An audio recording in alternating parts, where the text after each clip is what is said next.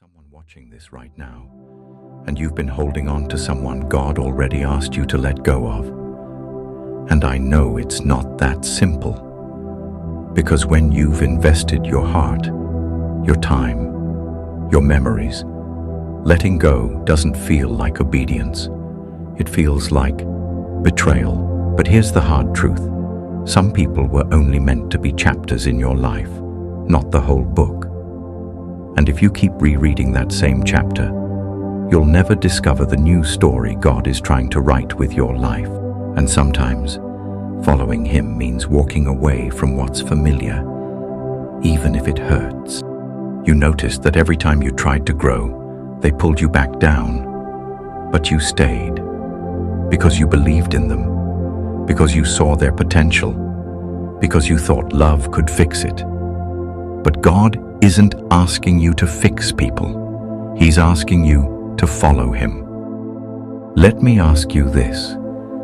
How long are you going to shrink yourself just to keep someone else comfortable? How long are you going to ignore the lack of peace just to avoid confrontation? How long will you delay your healing because you're afraid to be alone? There's a verse we don't quote enough. Amos 3 verse 3. Can two walk together unless they are agreed? You can't walk in purpose with people who are walking in a different direction, and no amount of prayer will change that if they've already made their choice. Jesus didn't beg Judas to stay loyal. He washed his feet. He loved him, and then He let him go. God isn't asking you to hate them. He's asking you to release them. Release the need to be understood. Release the fantasy of what you thought the relationship could be. Release the guilt, the what-ifs, the fear of starting over. Because what God has for you on the other side of obedience is far greater than what you're losing on this side of comfort. I get it. They were your person. Maybe a friend who knew you inside and out. Maybe someone you imagined a future with. Maybe even family that you can't just cut off. But boundaries are biblical. Jesus loved everyone, but He didn't give everyone equal access. Peter, James, and John saw moments the others didn't. Because trust is earned, not assumed.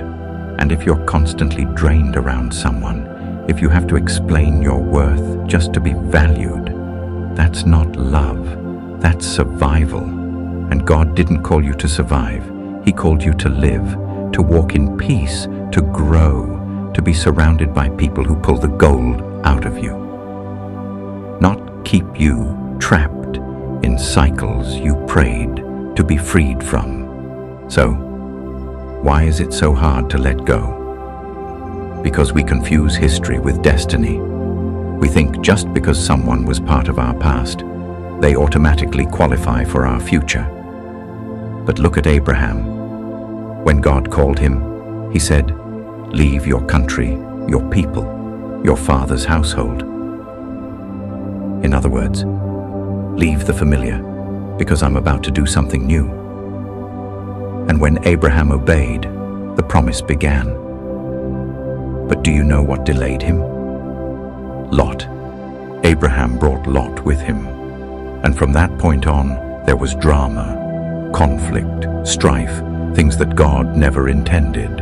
And it wasn't until Abraham and Lot separated that God spoke again. Could it be that God's been silent because you're still clinging to someone He already asked you to release? Could it be that your delay is connected to your disobedience?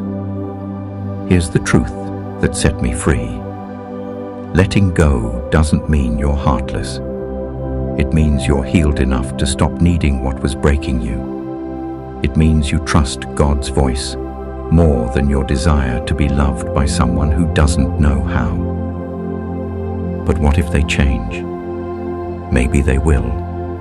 Maybe they won't.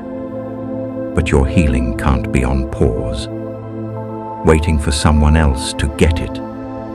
You move forward. You grow. You let God deal with their heart while you protect your own. Isaiah 43:18 and 19 says, "Forget the former things. Do not dwell on the past. See, I'm doing a new thing. Now it springs up. Do you not perceive it?" That verse is a command, not a suggestion. God is doing something new, but you won't see it if you're still stuck mourning what He already closed. So today, be brave. Be bold enough to grieve what you lost and still believe in what's coming. Be strong enough to walk away from what's no longer serving your soul. Let go of them so you can finally hold on to you again, because the future God has for you is too big to carry people who only want a version of you that's already gone. It's not bitterness, it's not pride, it's obedience. And obedience always leads to blessing. So, let go. It's time.